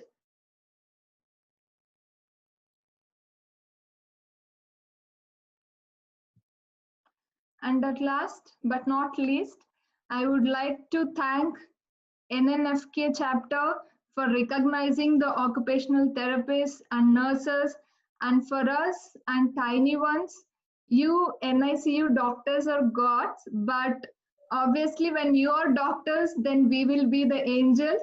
So we are the angels and carrying mothers and very much caring mothers in absence of real mothers. So we are the one who are whole responsible and being with the babies, and we try to keep the babies safe like uterus. As always, the uterus is a temple of hygiene and safest place on the earth. And thank you for recognizing us and respect us and keep educating us. We are always up for education and seeking for the knowledge, and we will definitely take your stress and we will relieve yours. Thank you very much, one and all. And especially I want to thank Dinakar sir for recognizing me and giving me this opportunity. Thank you very much. Thank you, Sirisha. It was wonderful. And there are a lot of take-home messages. And both the classes have been extremely good. The message what you have given, that knowledge is to share and not to keep it. And you should train people who are there along with you. So fantastic message, along with the developmental care, what a nurse needs to be, nurse need to do. So thank you very much for covering. So I would like to announce one thing. I have requested Dr. SRIDEVI, because since neonatal analgesia, pain management is one of the important topic, we will not try to push it today. We will have a separate talk. We will try to put it in the coming days, since it's a very important topic. So for now, we have kept only 2 topics, and now the discussion will start. I request Dr. Srinath to moderate the session. Before that, I want Dr. Dinakar sir to add up few things and tell his perspective as well. Over to you, Dr. Dinakar sir. Yes, very good, Sirisha. Geetika, really you people have done a great job. And one thing is, NNF Karnataka chapter always in for training for the nurses and encouraging the nurses as well. Sirisha, you told you are as NNF doctors are gods. We are also like you human beings. Thanks for respecting us so much. And definitely you said you are correct. You are angels. You are backbone of NICU. So especially occupational therapists, nurses, everybody is backbones. And we are very, very happy. So all you people, what you are teaching us since 14, 15 years in the hospital, You people have came out in a good way. So over to Dr. Srinath Manikanti. If anything is there, I'm very happy. Thank you. Srinath. Yeah, Dr. Srinath. Yeah, can you please switch on my video? 1 second, 1 second. Yeah, 1 second. I think you can switch on yourself. Are you able to Yes. do it? Yeah. I think Go to so. your Dr. I think so. Yeah. I think so. So excellent talks, both of them, Mrs. Geetika and Ms. Shirisha. Actually, as neonatologists, we always talk about not survival; it's about intact survival. And developmental supportive care is definitely very much part of that intact survival. And a busy NICU unit can be really scary for even adults. When the parents come, they get really scared. And just imagine how scary the little ones they are inside the incubators or the warmers when so much activity is going on and a lot of alarms and people are stressed, people are moving around, and then it can be really, really stressful. And developmental support care is absolutely important. And the excellent. Then we'll to start with, I would like to ask a couple of questions. Yes, NIC is always a team game. Basically, nurses and occupational service therapists are very much part of this team. And in fact, you spend more time with the baby and with the parents than the doctors do. And just to share my experience from UK, actually when I went to UK when I started my job as SHO, our job was to, in the night shifts, it was a busy night shifts, and in the morning we are supposed to do 5 a.m. bloods for the TPN. And our all job was to make sure that 5 o'clock we do all the bloods for the babies. But the nurses taking care of the babies, they were acting as devil's advocate for the baby, and they would say, "Doctor, really, my babies come later." So that is what patient-centric, patient-driven care. That's what you are talking about. So I just want to ask you questions about in India. How do you see role of nurses as a devil's advocate for the babies they are taking care of?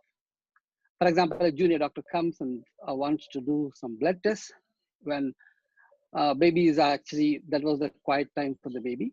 And how would you handle those situations? So from DSC angle, we actually make sure one, the baby at the time of that test has to be organized. First of all, if the baby is already in stress, that means if he's showing all the stress signs like fingers playing or any kind of stress, then we have to wait for the baby to be first settled. To settle the baby, we then start with the facilitative tuck, the positioning of the hand and positioning of the legs according to the baby's needs. We first make the baby ready. Once the baby is ready, then only the blood test or whatever the procedure has to be done is proceeded on with. Now, while the procedure is done, again, we continue with NNS, all the non-pharmacological pain management things that we have discussed right now. And that's how we can make the whole procedure a very welcoming procedure rather than a nightmare for the baby. Thank you, Ms. Geetika. I would ask another question. So two junior doctors are arguing between themselves. What is the best thing they can do for this baby? And it is quite loud. And you feel that actually the babies are getting disturbed. Then how would you handle these situations? We can request the doctors to actually move a little bit away from the baby, like especially the sensitive baby, so that we can make sure that the baby is not disturbed with the vocal sounds, the conversations around them. So always we make a kind of policy guidelines, like all the ward rounds should be done away from the baby's crib. So discussions, everything has to happen away from the crib. Mm-hmm. So there is one question from Dr. Praveen Naik from Mangalore.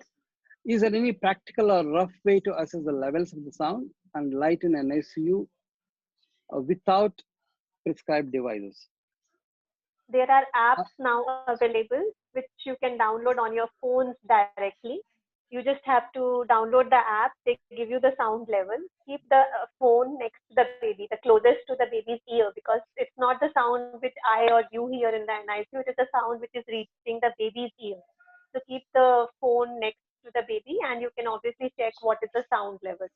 So like bubbling in the pipe, that also creates a lot of sound for the baby, which babies cannot handle. So we can always monitor the levels of sound. Similarly, for the lighting also, there are devices which are there, but yes, we can do it with our, now all the apps are available for that also. Okay. Mainly, we recommend that we put the shades on the light. Like if the light is there, we can put a cellophane sheet which is removable. So at the time of procedures, you remove the sheet, and when the procedures are not required, then you cover the light, or else you can attach the light to the regulator switch instead of a normal switch. So the fan regulator switch, when attached to the light, you can reduce the intensity of the light. So when you know that you need not attend the baby is sleeping right now, you can lower the light which is above the baby's crib. Okay. Thank you, Ms. Geetika. And there's one question. Dr. Naresh Prasad wants to ask a question. I'm going to unmute him right now. So, Dr. Naresh, are you there? Myself, Dr. Naresh Prasad from Dhanbad. I'm audible. Yeah, you are audible, Dr. Naresh. Yeah, go ahead. Yes, my question is, in many places of our country, the babies are kept at the back and mother is roaming about for the unheard livelihood. So what is the difference between the development in those babies? In the babies who are nurse at the front side. Second question is, if the babies are, if the mothers or nurses who are attending the babies in the NICU, if they are frequently fondling the baby or keeping the babies in the lap, so what does it feel better or not? So if the babies are kept completely over the NICU and for the very prolonged period, and if they are allowed to take over the lab, even the attendants also, so what will be the difference for it? Is there any incidence of bed sore in the NICU, and how frequently it occurs and how to prevent it?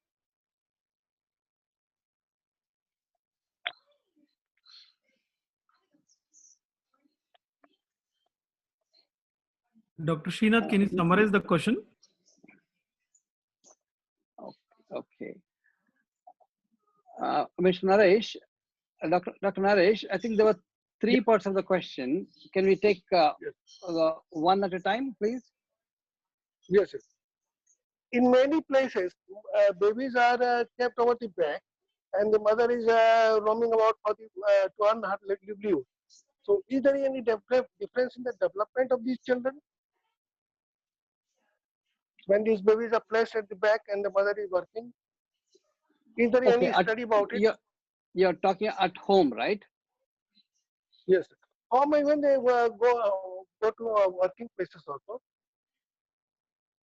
Okay, you mean not in the NICU? You're talking about at home. Outside the NICU. Outside the NICU. When the babies are kept in the bed rather than in the crib. That's what you mean to say, right? No. I think Dr. Naresh is talking about baby being held by the mother in like a kangaroo care when they are being kept in those sacks. Is it right, Dr. Naresh?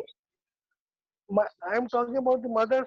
In many times, the mother is keeping the baby at the back and tying up with a sari or like that and roaming about here and there.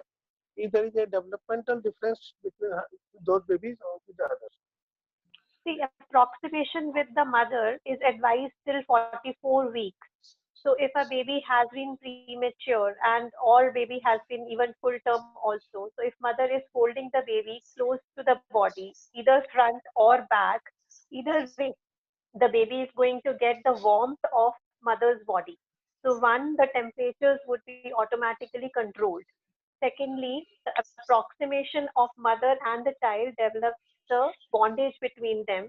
And there have been many studies which have shown that if babies are being carried close to mother's body for till 44 weeks of postmenstrual age, the babies do show better weight gain, better feeding, and early achievement of the full feast on direct breastfeeding.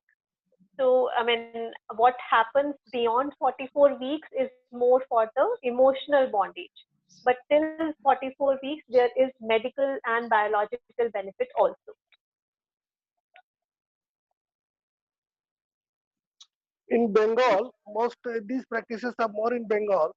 And what they were, one of the speaker was saying in Calcutta that since the legs are very much separated at the back, so large number of football players are there, and Bengal is very fond of football playing, and the legs become very strong after these type of practices. That was their study. I don't say that it is a universal study. And regarding my question number 2, if in the nursery, if the baby is allowed to stay over the nursing bed for a prolonged period of time, instead of that we allow the nursing staff or even the female attendants to frequently fondle the baby or take the to keep this baby over the lap for a short while, does it make a difference? Yes. So it's basically going to obviously benefit the baby in NICU because baby would be closer, like if the baby is being held in nap by the nurses or by the caregiver. So recommended timing has to be minimum 2 hours a day, and it can be maximum till 10 hours. Should we think in the future about the next type of things which are coming up to change and remodel the shape of the nursing? I didn't get you to say the question again. So the next type of just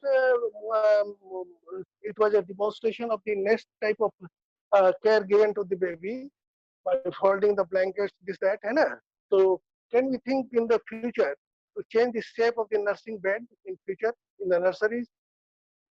Should we plan to think of? Yeah, no, he's trying to ask that the way we do nesting, the nesting with the clothes, do we have to think of totally changing the concept of neonatal warmer bed like a nest? That is what he's trying to ask. Yes, sir. But the Maybe thing is, for procedure, it might be a difficult task. But it is too early to think of. But if the results are later on, it is good, we can think of.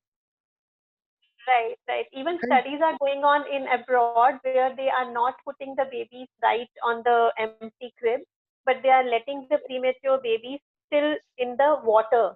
So they have designed cribs which are filled with water, and the baby is in their crib with the inclination so that only the head stays out. So that way the baby gets the warmth from the water.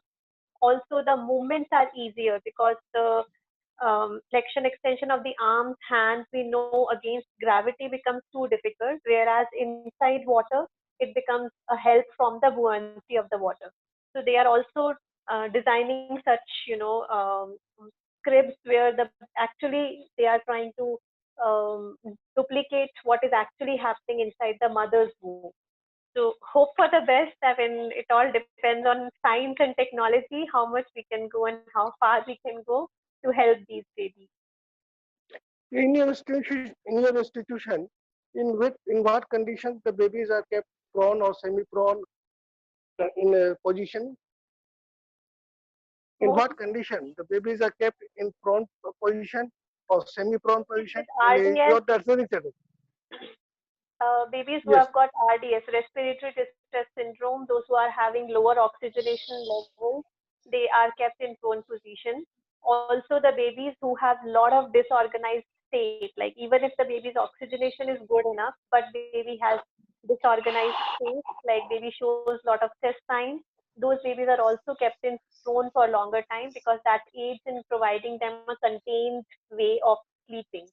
Second, third cases that we actually advise the prone is where the digestion is affected, because in prone position, the tummy is kind of little pressed, and that is the way the mother generally holds down the baby. So we always feel that the gas, we say that the baby is feeling better when the baby is held vertically against to your chest. We find the baby is responding better. Same way, the prone position also helps in controlling that. From the neonatologist perspective, I would like to add about that. So we do not actually recommend prone position, especially to the parents, especially if the baby gets discharged at home. It is obviously there's increased risk of SIDS. Of course, in the NICU, if there is a one-to-one care, yes, prone position can be used, as Mrs. Geetika said, in that where the baby had respiratory distress syndrome. Okay. However, it needs to be monitored. Baby has to be monitored very, very closely. And we do not have apnea monitors in India.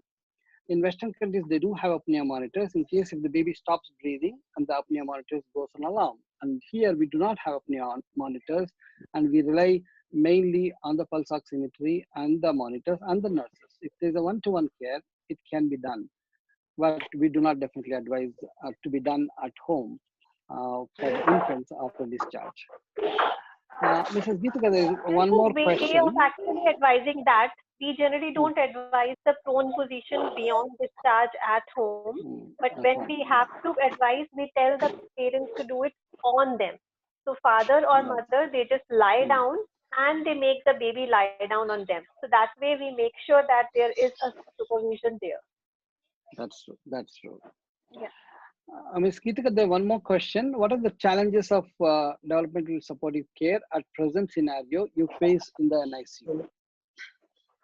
Biggest challenge is attitude of the nurses and of the doctors. Many of places which have got overcrowding, like NICU beds are all full, automatically we have to have a little extra time with the nurses while they take care. They have to give NNS, while gavage feeding, they have to provide the sucking, while lifting, they have to take care of DSC principles.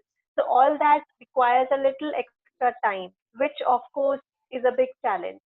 So when NICU is overloaded with cases or it is understaffed, we do find that challenge that they might not be ready for it. And sometimes there are apprehensions about infection. So obviously these things are overlooked many a time. And there is a new research coming up with artificial placenta, where to extend the viable babies, for example, borderline viability babies. And they have experimented currently in the animal models, and they have successfully done so. And what they have done is they have taken the premature lambs and who are not actually below the gestation where they survive, and they have created artificial placenta and artificial womb, and in that they let the embryo grow. Similarly, FDA is probably has approved similar studies being done for a 22-23 weekers who are born, and they are even thinking about taking the recordings of the maternal sounds inside the uterus and also playing it to the baby while they keep that baby in that artificial womb. So lots of research is being done, and definitely we still have a lot to learn about how to support these babies with developmental supportive care. Right. And do you know of any of these efforts to record mothers' uterine sounds and play to the baby, Mrs. Geetika? Like how we do it to provide the maternal sound? Mm-hmm. There are many studies which have given the evidence for success of this. So they basically are encouraged to come for the KMC. So while at KMC, the mothers are supposed to talk to the baby in low volume, kind of more of a whispering to the baby. And this has shown a lot of settlement in their vital values also. Like sometimes we feel that the baby, once the mother has left, would have a lot of changes in the vitals. So that obviously gives us a good evidence on day-to-day basis. And that's how the documentation helps us also, because some babies would actually be showing a good recovery post the KMC and using the talks with the mother. Okay. Thank you, Mrs. Geetika. I would request Dinakar to add a few more points with regard to developmental supportive care. Dinakar? All the questions you people have asked. Number one. Okay. And one more thing is very nice. Is it Geetika? Just I am asking.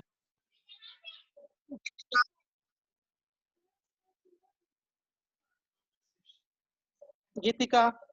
See, Yes, sir, yes, sir. Dr. Srinath, Rani Paul wants to ask some questions. Dr. Srinath Manikanti, Dr. Prashant, Yeah. can you please? Yeah. Unmute. Rani Paul. Rani Yeah, Paul wants to ask. one second, sir. I'm doing it. Can we unmute Dr. Rani Paul? Yes. Done. Dr. Rani Paul? Rani Paul? No. What is? Yeah, I've unmuted Rani Paul. If you have any question, you can ask. I think, there are no questions, sir. Proceed, sir. Yeah. See, number one, definitely 90% all we people are doing the great job in the NICU. Once again, if you will think when you go, whatever we are doing, it will be correct. Probably it is a experienced based or their individual standardized. But however, we should learn from somebody or hear from somebody what they are doing, whether we can correct, whether what we are doing correct, what they are doing correct, it is ultimately left to us. If they are doing correct way, and whatever the studies are, whatever the Cochrane, whatever yesterday what we learned, so everybody know what is Cochrane's logo. It is the first person who has launched the oxygen or whatever it is there, whether to use it or not. It is a forest graph. Like that, if we will take all the studies, ultimately what you follow, what your heart will tell it is correct or not. Really the same way in clustering of a care. That means, suppose if you are putting an IV line, definitely you're going to put a 10% dextrose or sucrose in the baby's mouth, or give a sucking pad. Definitely we don't use the, what is that, nipple kind of things in India. We give a pacifier of whatever we are doing, everybody knows. So once that, after giving it, we are going to do the analgesia like a symptomatic. Later we are giving, at a time we are doing all the procedures. Not like half an hour one procedure, half an hour one procedure. So Geetika has to explain clustering of care, and Shirisha has explained all the procedures try to do at a time. After giving the analgesia in a sucrose way, if it is a minimal procedure. So we have not come across to the analgesia, so I don't want to go in deep. Number one. And second thing, everybody knows baby will be moving inside the uterus, needs a boundary, because baby is a universal flexion position. So maintain always universal flexion position. That's what Shirisha was trying to explain, Geetika trying to explain. At the same time, Shirisha was explaining head should be slightly lower position, and the head should be, lower limb should be slightly higher, means it should be a normal. But when you will put it like that, what happens, you usually baby will be in the uterus, as the term comes, head will be downside, number one, and lower limbs is pushing the upper pole of the uterus. If it is a universal flexion position, it will help in, number one, which kind of nerves it will help in? Sympathetic nerves, otherwise spinal nerves it will try to help. As the term comes, spinal nerve reflexes will start disappearing, then it will go to the caudal, head side. That's what nesting position will try to help from the smaller babies. It will try to mimic inside the uterus. Later, it will slide to comes out. If you don't do all this work, what happens? Reflexes won't disappear from spinal to the brainstem. Means what is that? Lower brainstem, middle brainstem, upper one, then go to the cortex. So to achieve all those things, so clustering care and positioning is very, very important. Temperature is also very important. Cuddling is very important. Really, thank you very much. So that's what all the nurses, today we are very happy. NNFK Karnataka is taking all the nurses also together with the NNFK. Thank you, Dr. Kotre sir.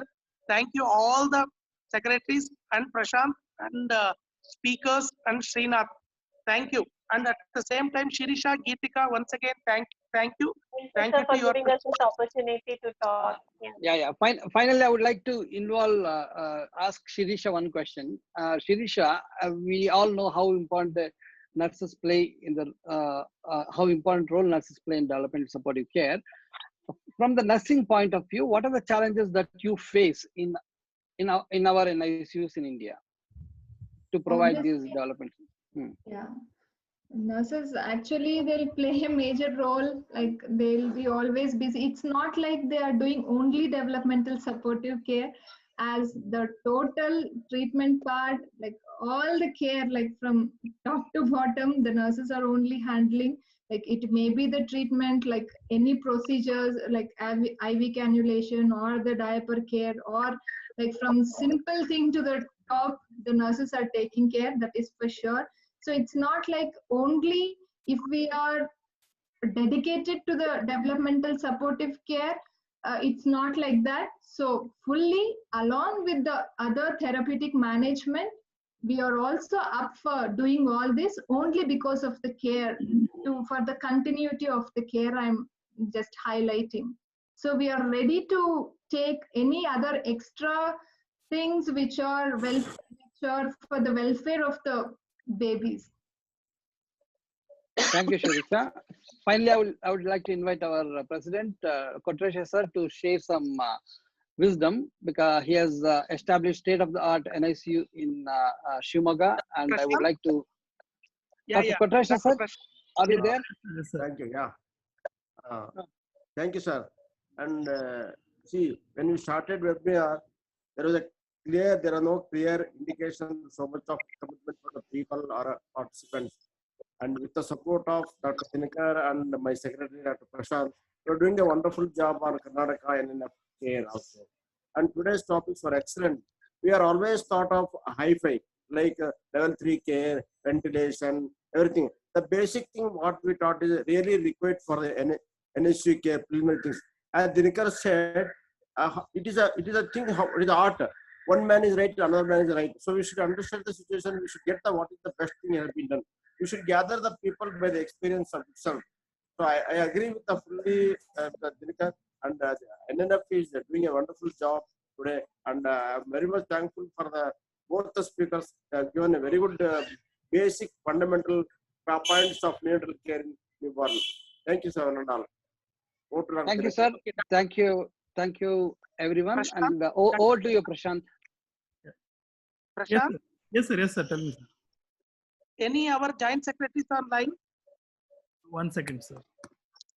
So, Dr. Suhail? No. I think they were there. Sidhu, Suhail, Leslie? They had joined, and I think just now they've left, I think, sir. Okay. So, no problem. Sir, I think with today's talk, it's very clear that now presently we have created a lactation nurse, a dedicated nurse to teach lactation and to help the mother and baby. So the time has come to create a fully dedicated developmental nurse, which would actually bring in a completeness of the NICU care. So, Sir Dinakar, sir, would you like to express a few things? Sir, I would like to just add one point in this.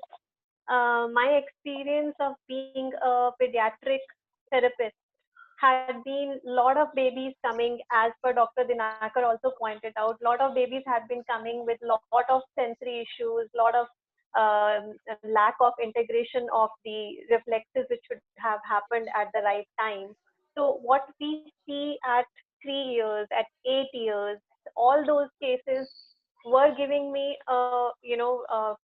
kind of a forced insight that I should work with this case at a age much before. So when I see a 10-year-old walking into my clinic and the parents requesting he's not still able to, chew on a food, my only question is, couldn't he be brought earlier? So I think this question is for all the neonatologists, all the doctors who are dealing with pediatric cases, that can we do something so that all this is not postponed? Can't we just send them at the right time? So I think starting within NICU is going to be a really big challenge, yes, but a success also. Because if we can nip the error in the bud, it would help a lot. If I am able to help a child to drink mother's milk directly from the breast, I'm sure the baby would be able to do the next transition easier. When we say that baby is not drinking mother's milk because he was a preterm baby, that's not an answer. We have to make sure that this happens. So that is why we need the interventions to be right inside, right at the right stage. That's all, sir. Thank you, everybody. Very nice talk, sir. Thank you. Oh, Prashant, over to you, sir. Thank you very much. And I've put the next class, upcoming class. I'm sure all of you are viewing this, and I've sent the link as well. Kindly download the link from the Zoom, which I've sent for all of you. See you. Have a great Sunday evening, and we'll catch up again on Tuesday with an interesting topic. Thank you very much for all the participants. And I would like to thank all our NNF office team, joint secretaries, and EB members, and all the entire team along with us who have been constantly supporting us. Thank you very much. Thank you. We'll see you day after tomorrow. Thank you.